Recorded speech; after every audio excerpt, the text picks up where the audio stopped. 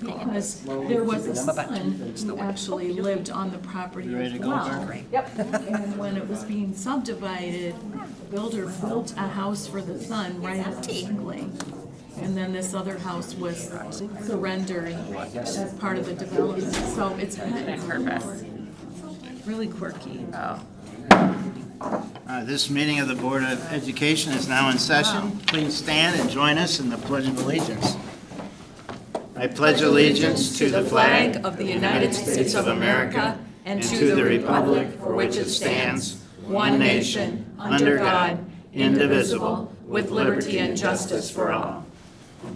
Thank you. I want to welcome everyone to our meeting tonight. We'll get right to our first order of business, and that's approving our agenda for this evening. And we need to add a closed session to discuss collective bargaining strategy pursuant to Section 8C of the Open Meetings Act after our regular agenda. Is there a motion, please, to approve the agenda with that amendment? Mr. President, I move that the Board of Education approve the agenda as amended. Second. Thank you. All in favor, please say aye. Aye. Aye. Opposed? The motion passes, and we'll move forward with our agenda as amended and go right to the superintendent's report. Mark? Yeah, the only thing on the report is a bond project update. Johnny Edwards will present that. After being at Woodland for a full day of design discussions. Full day, and I added a little portion of that to my report. So All right, good. about that as well. Good evening, thank you, Superintendent Beeling, as well as members of the Portage Public School Board of Education. Just a couple updates about some areas of work that outside of our 2021 bond. As the board may recall, we installed divider curtains at the doghouse and stable. That project is now completely finished. The divider curtains were installed last school year, but the digital control panels were on back order. So those digital panels have been installed and programmed. Now our PE teachers as well as our athletic coaches can move the divider curtains as well as the basketball hoops up and down from the control panel. Secondly, at Portage Northern, the curtain wall or the facelift project, the vast majority of that exterior work is complete. We're getting tons of compliments from the students and staff as well. We're still waiting on the contractor to paint over the red brick, and then that project would be completed. Also at Portage Northern, the AEF parking lot, the parking lot has been striped. We're planning to finish the landscaping by the end of this week, and next week we should install the little fencing area near the water runoff, and that was a requirement for the city based on the slope of that area. Moving to our 2021 work, at Central Elementary School, the water main install is still in progress. The contractors will begin digging the footings and foundations this week, Wednesday, and hopefully pouring them on Thursday. Also this week, the asphalt will be poured for the playground. And then after that, next week, we plan to get into adding the fencing and the mulch around the playground area at Central Elementary School. Moving over to Haverhill, Manhattan Street is scheduled to be paved tomorrow afternoon. Water main testing is scheduled for this week. If all tests pass, then the water main should be done by the end of the week. Building grading has begun, and we're starting to organize the temporary laydown at Haverhill. Next, we attempted to do a demonstration last board meeting about showing you images of both Central L and Haverhill. But we were able to show that demonstration of the QR code system with our teachers, with all of our staff back at the opening day kickoff. And that went well. Earlier this afternoon, the communications department shared the QR code systems with our staff.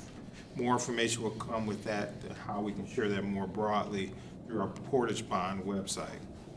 And then lastly, as Superintendent Beeling alluded to, we've started our engagement sessions for Woodland Elementary School. And earlier today, we held those sessions with two groups of students. It was amazing to see our students' enthusiasm. One specific student said that for the new school, Woodland, the theme should be the land of the woods. And I thought that was one of the best quotes for today. What was also exciting to see was the students were able to describe what their new school would look like. And those words, those adjectives were thrown into an AI program. And the students were able to see how AI would generate that classroom space or learning community or nook for them. So we got a lot of oohs and ahs for the AI-generated spaces. The students were also able to see those images, and then they were able to grade how well the AI program did based on what they had envisioned. Then after school, we met with the design advisory team, made up of a cohort of some teachers as well as a couple of parents. And then just moments ago, we finished wrapping up the school community at Woodland. We'll spend the next couple of days talking with the staff at Woodland and work with our curious kids. Now, as the board may recall, we did an overview of the entire engagement process. When we complete that, so for Woodland and Curious Kids program, over the next several months, we'll come and do a more formal presentation about all of the engagement sessions we've done with Woodland. So that concludes my bond update, and I'll be happy to answer any questions for the board. Super, Johnny, thank you. Thanks, Johnny. Yeah, that's all on the superintendent's report. That's it, huh? Okay.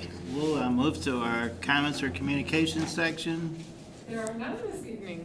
Thank you, Michelle, and we're now at comments by board trustees. Any comments from board trustees? I will start. I just want to say how great the reading night was at the library. I understand that a lot of that planning and setup was done by Dr. Sheehan, and I just want to compliment her as well as Kelly for what they did. It was so well set up.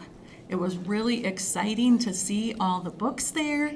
There were lots of people there, and I have to say there was a very diverse crowd there too, which was really, really impressive. So great idea, and I think generated a lot of enthusiasm.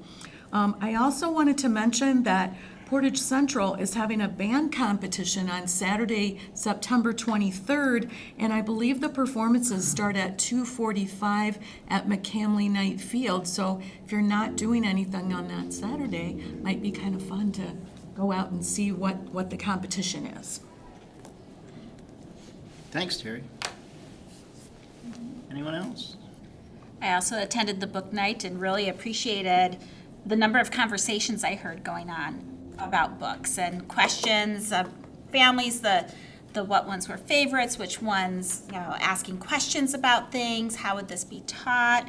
It was a really great evening, really well put together and really well organized. My thought was I would love to see this every year, honestly, because so many parents were focused on their child's grade, and so next year they can come and look at the next grade and look through. I'd also love to see an area where the parents might be able to come in and see the books. I don't know how many would, but even just having it available I think would be an amazing idea where they could just come in and sit and maybe browse through. Thank you. One more thing.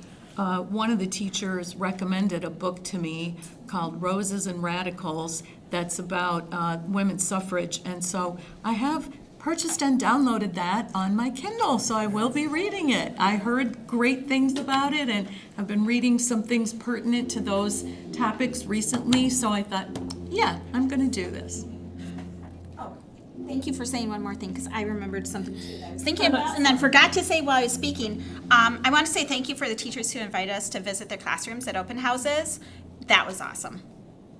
We had a chance to visit, and that was pretty incredible to see their classrooms, chat with them, and I know it meant a lot to them, but there's some impressive stuff going on.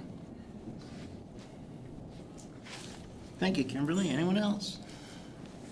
Yeah, Randy, I also attended the session at the library with the new curriculum students, and I'd echo my colleagues' comments, and I was pleased to see a mix of some old classics and some new materials, and some of those existed when I was in elementary school.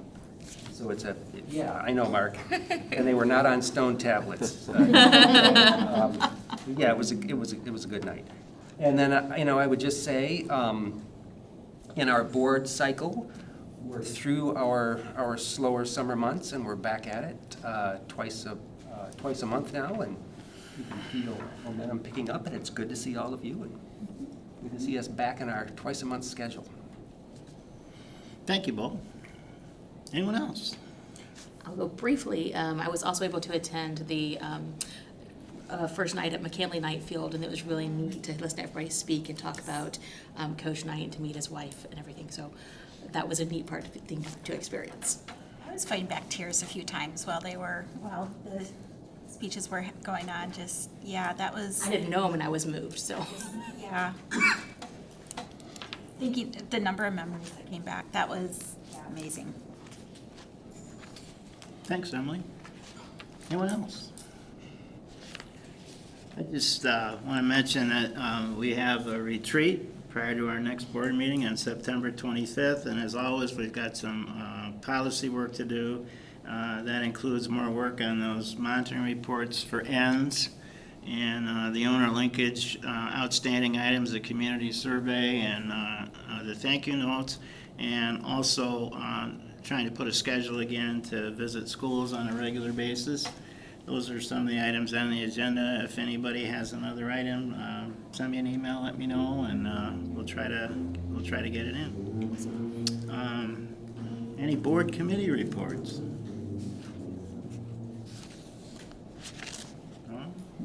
Did the committee meet today? We did. We heard Paula gave us a wonderful overview of what to expect upcoming in the finance cycle.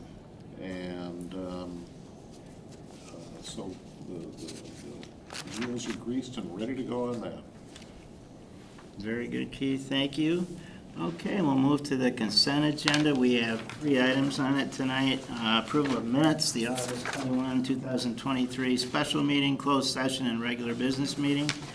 The second item is to authorize notice of pending award in the amount of $709,835 to Custer for educational case goods for Central Elementary Schools, pending confirmation that all requirements of the contract documents have been met. Furthermore, upon receipt of the Owens-Ames Kimball Company of the appropriate documentation, the contract will be awarded to Custer by Portage Public Schools.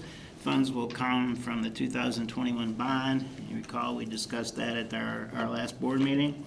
And our last item we discussed at the last board meeting, and that's the purchase of one 2023 T350 Ford Transit all-wheel drive van from Hoekstra Transportation in the amount of $72,695, the funds for which will come from the lunch fund excess fund balance.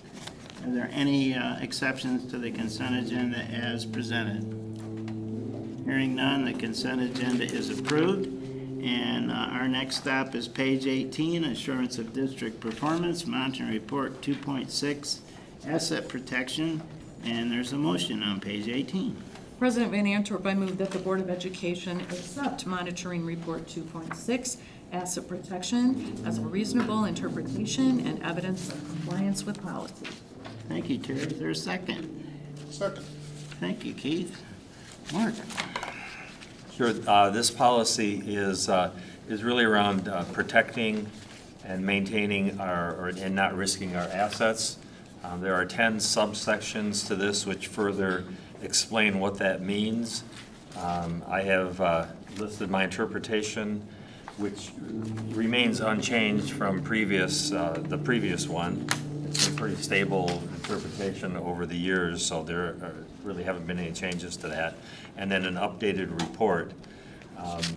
Under the first section, 2.6.1, just talks about the different insurances that we have, mostly covered by Set Seg, that are listed there for you: property liability, our fleet, our educators, our builder's risk, and our workers' comp are all handled through Set Seg.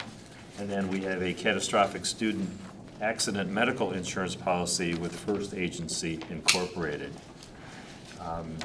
The second point here, and I won't hit on all these, but I just wanted to hit on just a couple of these, just to let you know that unbonded personnel not be allowed access to material amounts of funds, as our Set Seg recommends. $1 million coverage per occurrence, and we have that on all members of the staff, as well as board members are covered with that. So our assets are protected from that. Facilities and equipment maintenance is the is sub-policy 3. We do have extensive guidelines and policies for facility use. We also have maintenance plans for our various maintenance systems. And then one of the things we report on annually is the energy management system that the district has to avoid energy costs. And that's been in place now since 2009. And as you can see there, we've avoided over $10 million in energy costs by implementing some of the measures related to the energy management plan. The other thing I wanted to note is, again, our transportation department. We maintain 67 buses and 10 vans. Through our latest inspection, we got 100% red or green tags, not red, green tags on all those. So that's the highest rating that we can be given. So kudos to our transportation department, our 2 mechanics that they're responsible for maintaining our fleet, and all of the buses, bus drivers who bring attention to any problems that they're seeing out there. I also note that our buses are on an 11-year replacement cycle. We've been fortunate through the proceeds from the bonds that we have replaced 47 buses since the 2016 bond, and some of that was planned, some was through additional enhancement dollars. So we're really fortunate that we're able to have those funds that pay for our bus fleet. And then, the last few years with COVID closures and usage of facilities, we had to make our buildings unavailable to a lot of our users, but we're back up to levels pre-COVID now of what we were as far as our usage of facilities, and we do get a lot of usage, throughout the district. And I think, there were a couple other things. This also talks about our audit, and as you'll hear, pretty soon when the audit is complete, we've had clean audits and nothing brought to us that we had to change or pay attention to. So kudos again there to the business department for the way they handle our finances and resources and getting good, clean audits. And then I know some of you pay attention to this little tidbit here, but we do, with our funds, invest them, and there were years where investments paid off quite handsomely, but we've had other years where interest rates were extremely low and we didn't hardly make a penny. But this past year, fiscal year 22 audit verified that the district interest income was a little over $114,000, which is a whopping yield of 0.45%. So that's about all that those funds generate, but every dollar counts, so that information, and that is helpful to us. And then lastly, just not changing the organization's name or logo or substantially altering its identity is the last subsection of policy 2.6, and we have not done that at all. The only thing we did a couple years ago in recognition of our 100th year anniversary, we added that 100-year logo, and I know we've mentioned this before, but as we created our aspirational statement, and our theme this year is every student, every future. That's getting a lot of response and reactions, but any changes that we would recommend or to the board would be shared with you, as well as the process to getting there. So I don't anticipate that coming anytime soon, but just because it's been mentioned before, I just wanted to mention that might impact the tagline and some design work for the district. But again, that's a ways off. So that's all I have, and happy to answer any questions if you have them. Are the pools being used by outside groups?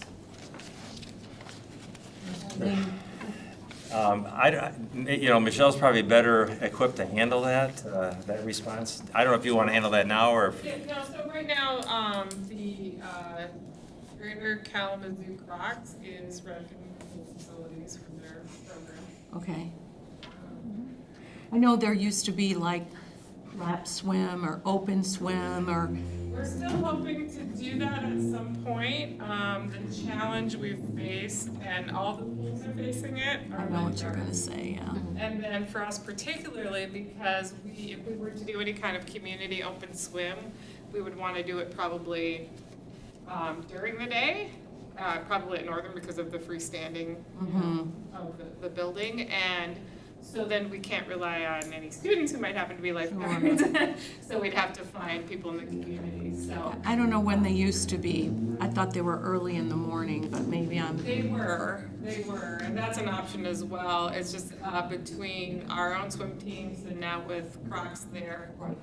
You know, and then of course we have to be cognizant of not necessarily having community members in the pool when we have students in the pool. Sure. For obvious safety reasons, so. well, people have asked, so. Yeah, and definitely, I mean, it's on the, thing of things to be solved. Okay, great, good answer, thank you.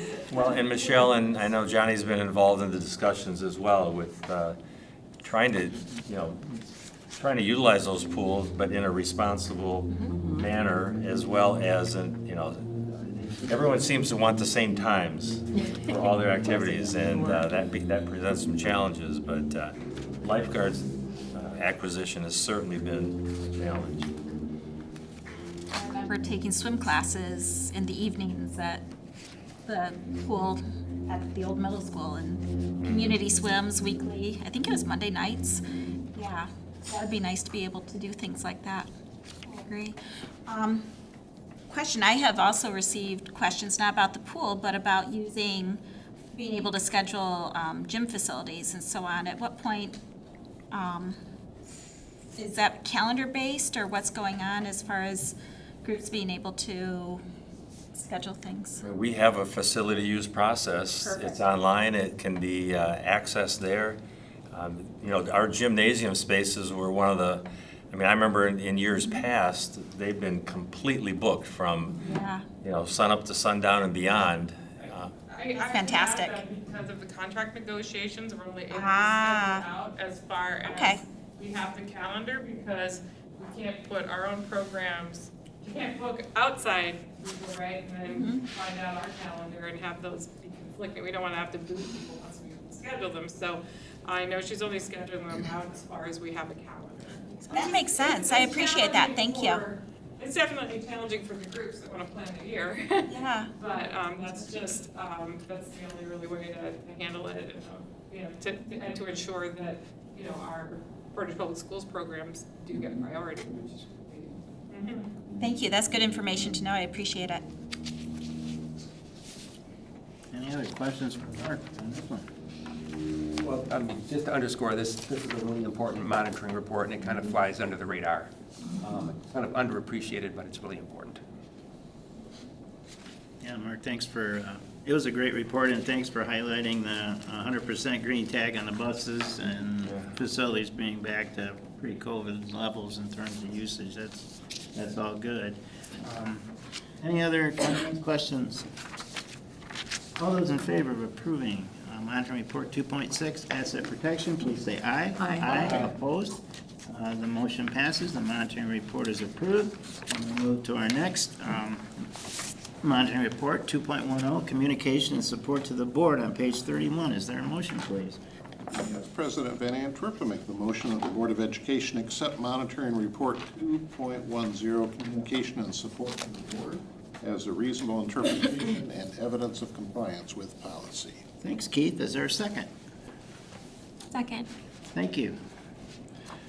Okay, this report, as the title would imply, is the superintendent not allowing the board to be uninformed or unsupported in its work. This policy too has 10 subsections, and as I've noted here on the cover, I made one minor change, which I'll cover when I get to that subsection. The first area there is submit monitoring data required by the board, and this is our 9th year of submitting monitoring reports, and again, last year all the reports were submitted as scheduled, and the reports were all accepted by the board. The 210.2 deals with anticipated or actual non-compliance with the policy and me informing the board if that were to be the case. And I can, as far as I know, there have been no violations of any of the policy and no such non-compliance issues have occurred during the past 12 months. So that's just affirming that. 10.3 talks about bringing attention to any board member non-compliance with policies, and I'm happy to report that there are none that happen under that area either. The 10.5 is about the information piece, the board not being, not uninformed.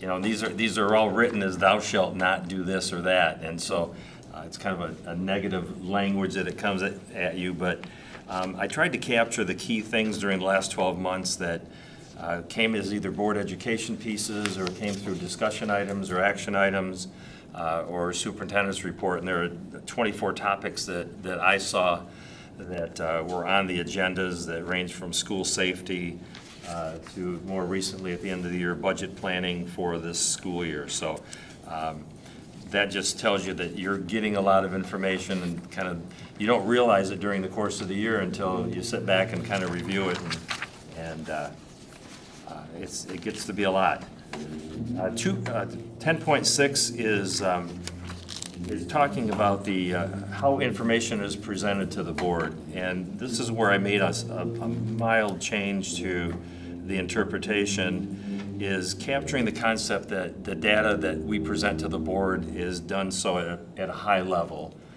We're not bringing like performance data that exists at the classroom level. We're bringing the aggregated data that comes to us from the district at more or less the policy level. So even though that's been the expectation, it's never really been captured in my interpretation. So that's the change there.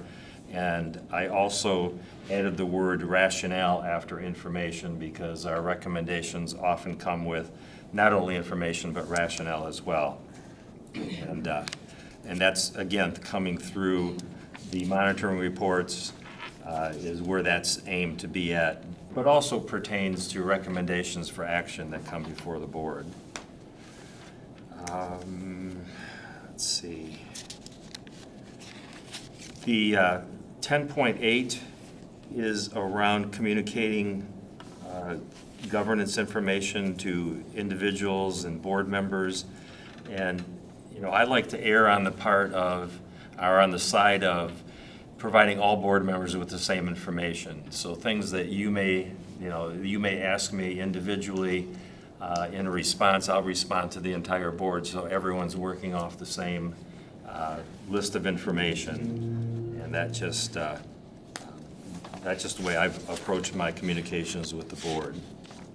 And then lastly, 10.10 is the concept of incidental information.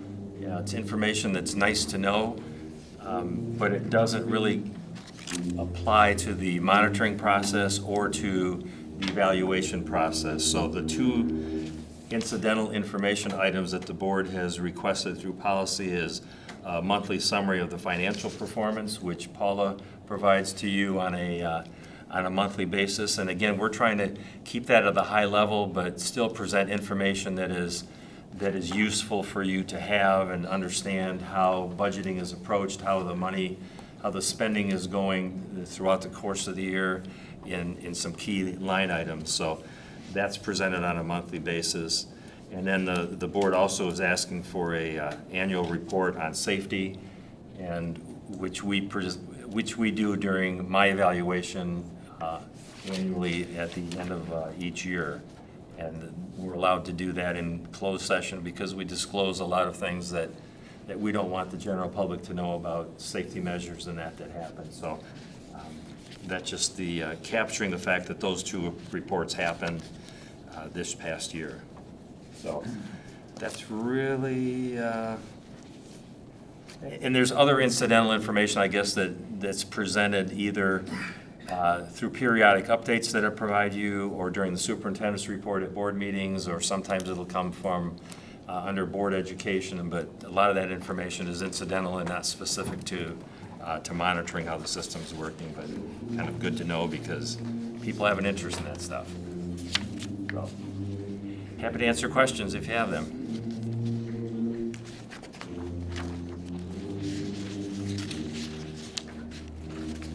Any questions for Mark? I just underscore for our newer trustees, I mean, you're all acquainted with our governance model, and we let the superintendent run the district. However, in our model, we are allowed to ask for information. So, I mean, you see a lot of bullet points of information that you've supplied us. And then the other note is just a big picture in the cycle that we work under. So tonight, we had 2 executive limitations reports, starting with number 2 in the policy. And I think, Mark, there's a marked difference between executive limitation monitoring reports and ends monitoring reports. And I think in our cycle next month, we start getting into some of the ends. And 1-1. I'll speak for myself, but probably everybody would agree when we talk about student performance, the discussion takes a different tone, and it's more exciting. It kind of gets to the heart of the matter. So, yeah, so we kind of jump back into ends and student success and then some of these executive limitations. Now I have a question, since you said that. So you said we can ask for information from you, but is there stuff that we are not supposed to know that we shouldn't ask? Or are there is there a limit on what we can know as board members? Or can we know everything? I don't think there are enough hours in a day to Yeah. know everything. But is there anything that's like prohibited, I guess? I'm just curious. There's really nothing that the board is prohibited from knowing. I mean, if there is, I think it may be personnel related or Okay. items that might come before the board if you are the last appeal for something, then, I would be real careful about sharing specific information that would, kind of cause you to think differently about an issue until it was time to be thinking about it. I wouldn't want to influence you and lose your neutrality in that. But I can't,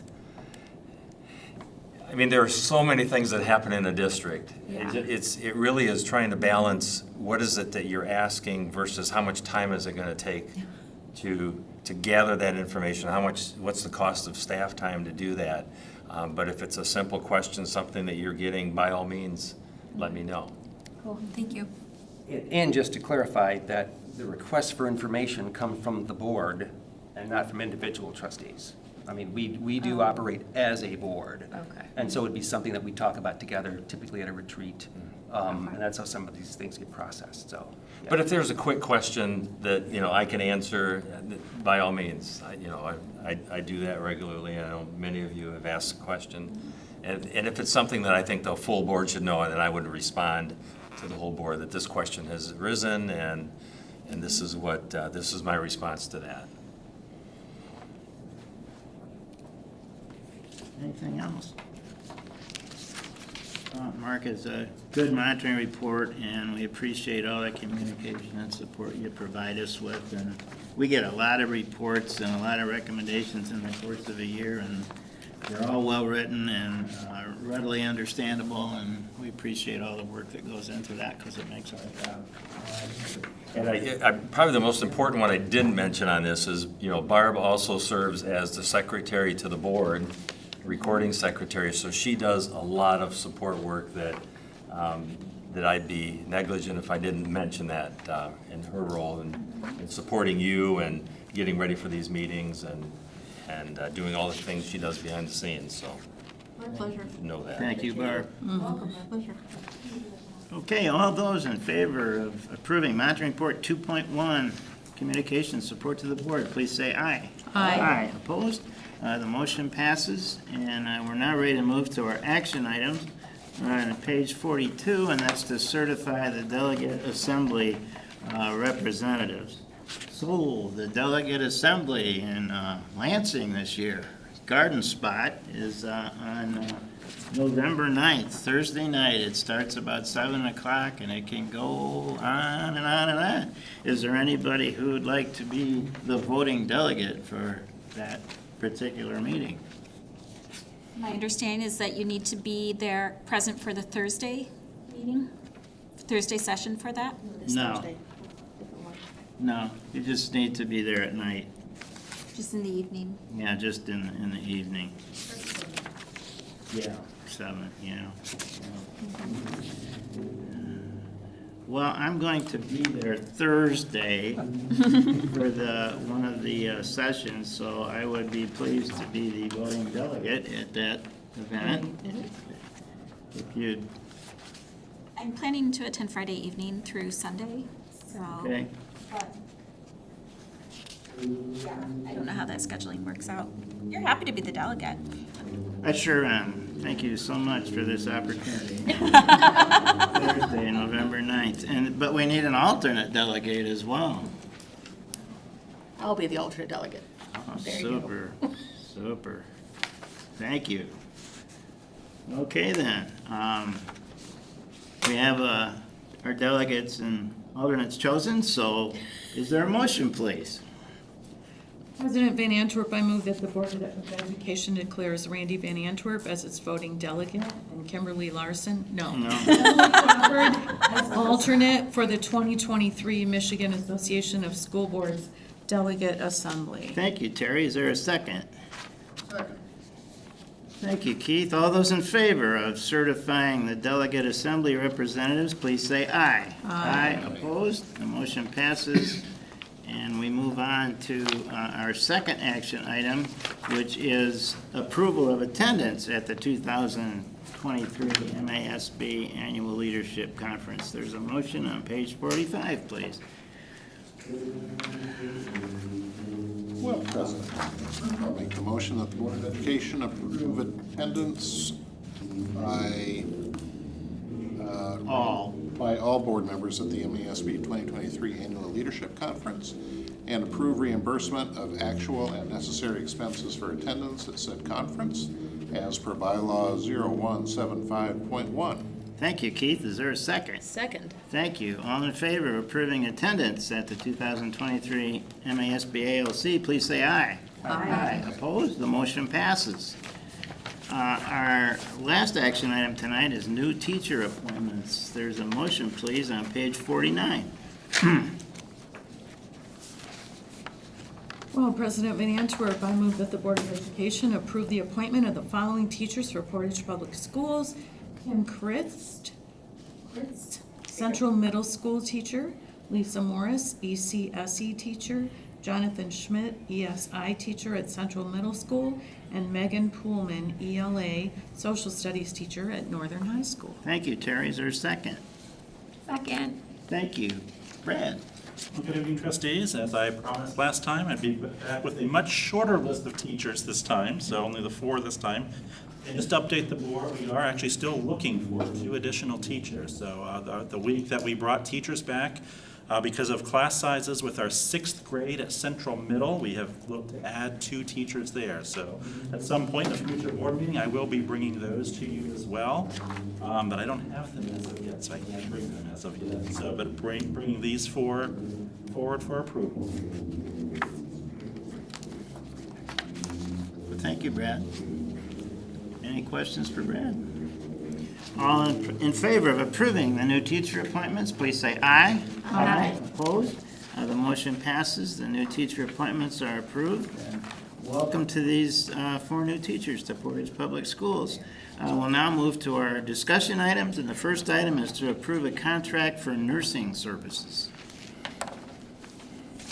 Good evening again. So bringing for the second year, a contract with Health Bar LLC to provide school nurses to the Portage Public Schools. Recall last October, we brought in Health Bar and they brought 3 nurses in for us. They have done an amazing job for us in the time that they've been here. They've standardized a lot of our medication protocols across the district. They brought in training. We provided training in all of our in-service days for not only our secretaries, but also our cafeteria and playground supervision staff as well, and some of our paraprofessional staff. So just real basics, but that has been really well received. So we'd like to continue with Health Bar for this year.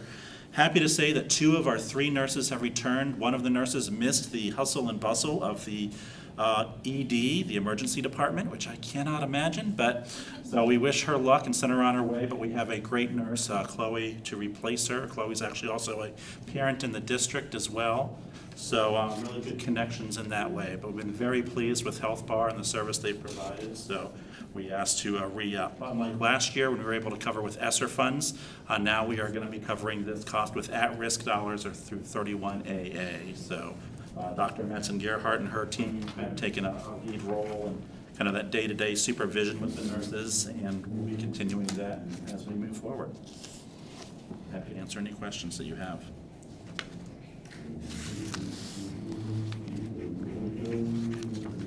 I have a historical question. Due to funding some years ago, did we get away from this and we've recently built it back in? Help refresh me. Or have we had this resource the whole time, say for the last decade? We haven't had nurses in my 10 years in the district until last year. Last year. With the exception of one.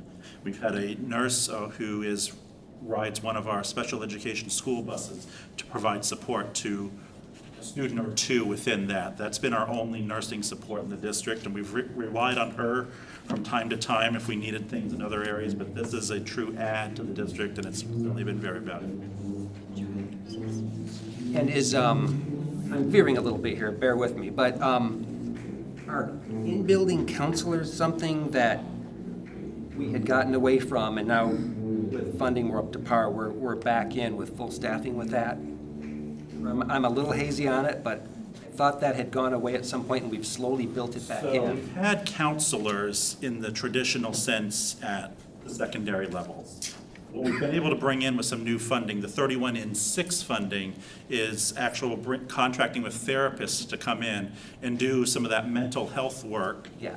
And then we've also added Mary Ann Joint as a resource as well. And we actually we're still waiting for her to start, kind of another version of Mary Ann, not another version, that sounds horrible.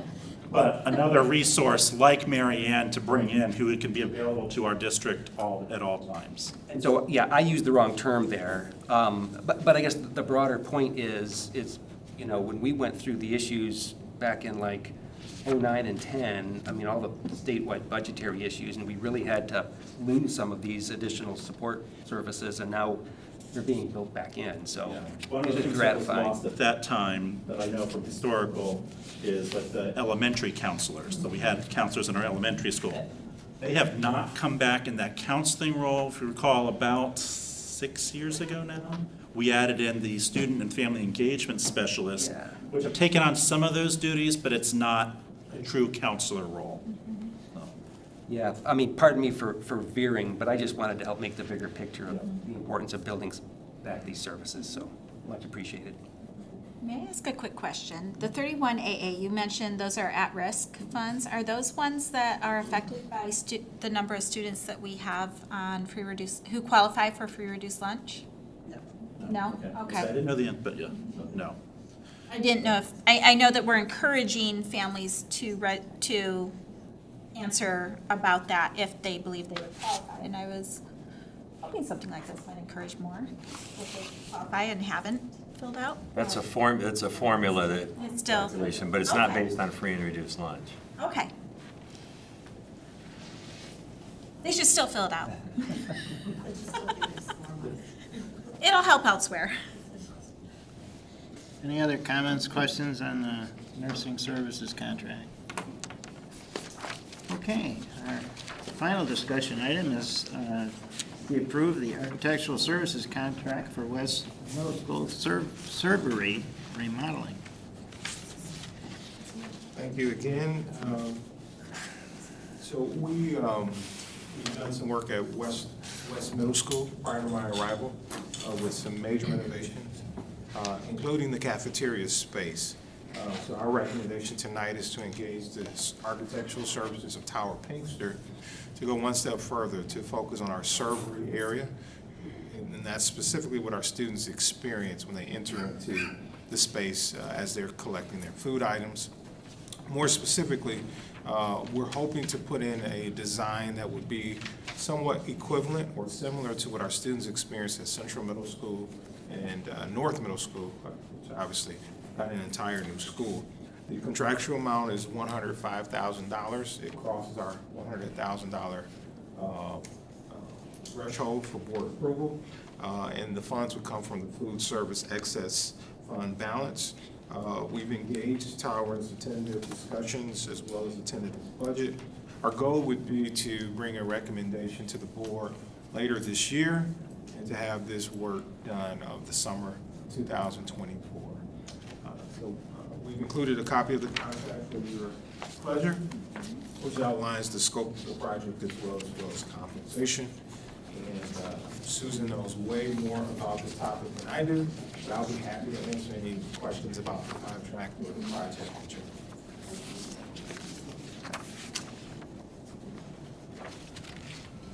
Thank you. Thanks, Jenny. Okay,